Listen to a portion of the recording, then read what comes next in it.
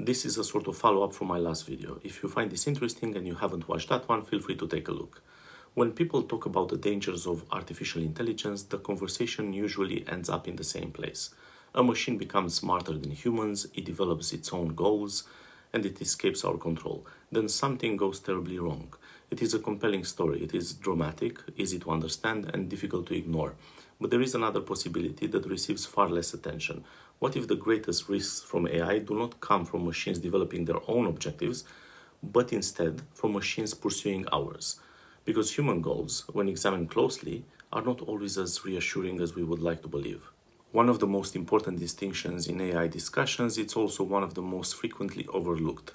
There is a difference between an AI system that functions as a tool and an AI system that functions as an independent agent. Those sound similar, but they describe fundamentally different situations. A tool operates within human objectives. It extends human capability. An independent agent would possess its own objectives and pursue them beyond direct human control. Yet these scenarios are often discussed as though they are merely different stages of the same process. The distinction matters because the risks are completely different. Consider the systems that already exist today. They generate text, analyze data, recommend content, automate decisions, and influence behavior. Whatever concerns they raise, those concerns are overwhelmingly tied to human choices. Someone designed them, someone deployed them, someone decided what success looks like. When problems emerge, they usually reflect the priorities embedded within the system. The software is not acting independently. It is acting exactly as instructed. That does not make the risks smaller. In some ways, it makes them more uncomfortable. The problem is not disobedience, the problem is obedience. This is why many current AI failures look strangely familiar. Bias in decision-making, concentrated power, manipulation of attention, poor accountability. None of this requires speculative theories about machine consciousness or autonomous objectives. They are recognizably human problems appearing in a more powerful form. AI often functions less like a new species and more like a magnifying glass. Whatever sits underneath becomes easier to see. If institutions are fair, capability may improve outcomes. If institutions are flawed, capability may scale those flaws. Amplification is rarely neutral. There is, of course, a temptation to imagine technology as something separate from society, as though systems arrive with their own destiny attached. In practice, technologies inherit the environments into which they are introduced. Incentives matter, organizations matter, political structures, of course, matter. Economic pressures matter. A powerful system placed inside a competitive environment will reflect that competition. A powerful system deployed by an institution with poor oversight will inherit those weaknesses. The machine does not need to become malicious. It only needs to become effective. And effectiveness in pursuit of flawed goals can be remarkably destructive. This raises an uncomfortable possibility. Many discussions focus on alignment as a technical challenge. How do we ensure AI does what humans want? But what happens if humans disagree about what they want? What happens when objectives conflict? What happens when institutions pursue short-term gains at the long-term costs? A perfectly aligned system may not solve those problems. It may simply execute them more efficiently. The challenge becomes deeper than programming. It becomes political, social, and institutional. Before asking whether machines share our values, we may need to decide what those values actually are. Human institutions exist for a reason. They are not elegant. They are often frustratingly slow. Decisions take time. Rules create friction. Accountability mechanisms appear inefficient. Yet many of these features emerge because power concentrated in one place tends to create problems. Institutions distribute authority among imperfect actors. They create obstacles. Sometimes these obstacles feel unnecessary until the moment they prevent something worse. Introducing more capable systems into those environments does not eliminate the need for governance. If anything, greater capability increases the importance of getting governance right. I think this is where discussions sometimes become oddly inverted. The more powerful a technology becomes, the more attention shifts towards hypothetical future agency. Meanwhile, the human structures directing that technology receive less scrutiny.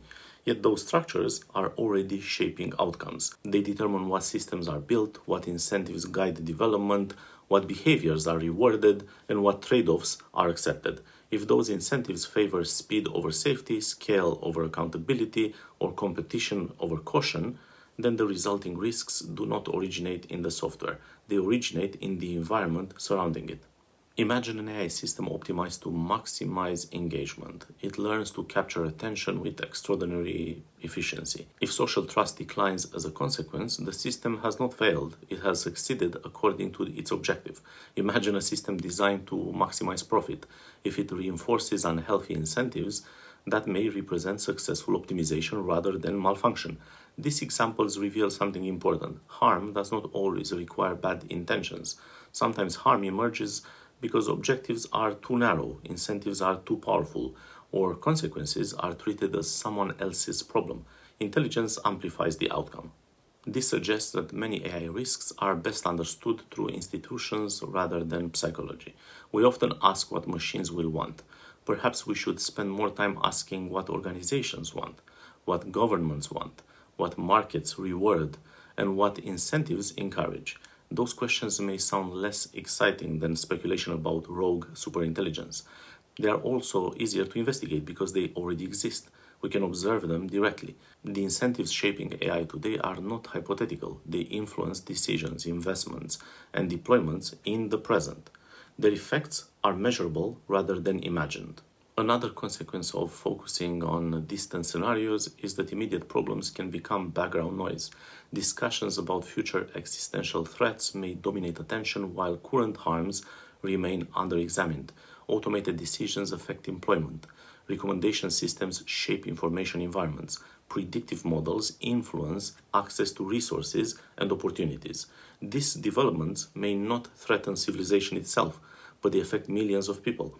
The challenge is not choosing between present risks and future risks. It is recognizing that dramatic possibilities should not eclipse problems already visible in front of us. The confusion becomes clearer when responsibility enters the conversation. If a tool causes harm, responsibility usually traces back to people, designers, operators, institutions, policymakers. The chain may be complicated, but it exists. In contrast, discussions about autonomous machine agency shift attention toward the software itself. Responsibility becomes harder to locate. These are different categories of the problem. Blurring them can make both harder to solve. We risk searching for technical fixes to institutional failures while treating governance challenges as though they were engineering challenges. The distinction is not academic. It changes everything. There is also a tendency to compare hypothetical AI failures against idealized visions of human governance. Human systems are deeply flawed. Corruption exists. Wars occur. Trust erodes. Incentives become distorted. Decisions are often short-sighted. None of this means AI governance is desirable. It means comparisons require an honest baseline. The relevant question is not whether AI would be perfect. It is whether particular systems perform better or worse than existing alternatives. Without a clear baseline, discussions become strangely abstract. Real institutions disappear and are replaced by imagined versions of themselves.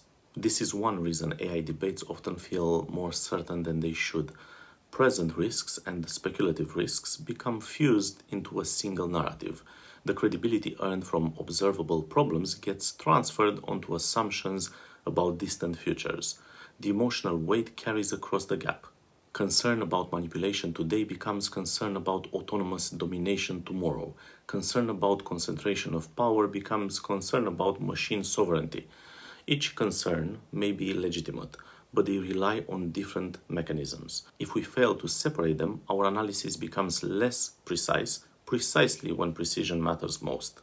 Perhaps the most important insight is also the simplest. Intelligence alone explains less than we often assume.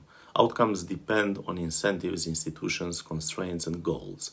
The most immediate dangers from AI do not arrive because machines have escaped human influence. Systems trained on our priorities inherit our contradictions. Systems deployed within our institutions inherit our weaknesses. The future may contain challenges we cannot yet imagine. But before worrying about intelligence becoming too different from humanity, it may be worth asking whether it is still too much like us. The same principle applies when unusual AI behavior is presented as evidence of emerging agency. Systems interacting in unexpected ways can certainly be interesting, but unexpected behavior is not the same thing as independent motivation. Before concluding that the system acted on its own initiative, it is worth asking some basic questions. What objectives was it given?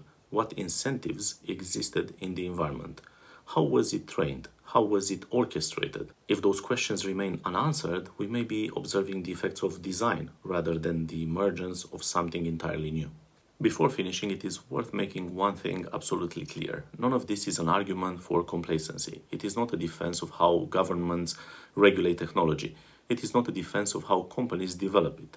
And it is certainly not an argument that AI poses no risk. The point is much narrower. If we are going to worry about powerful technologies, we should be careful about the stories we use to explain them.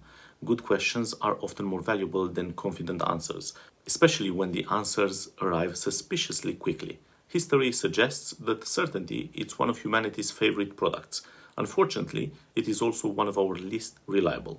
Ultimately, this video is less about artificial intelligence than it is about human judgment. The challenge is not simply predicting what future systems might do. It is recognizing the assumptions we smuggle into those predictions. We are remarkably good at imagining disasters. We are slightly less enthusiastic about examining the reasoning that produced them. Perhaps accountability begins there, not with machines, but with ourselves, by questioning our assumptions, testing our narratives, and resisting the temptation to confuse familiarity with truth. Thanks for watching.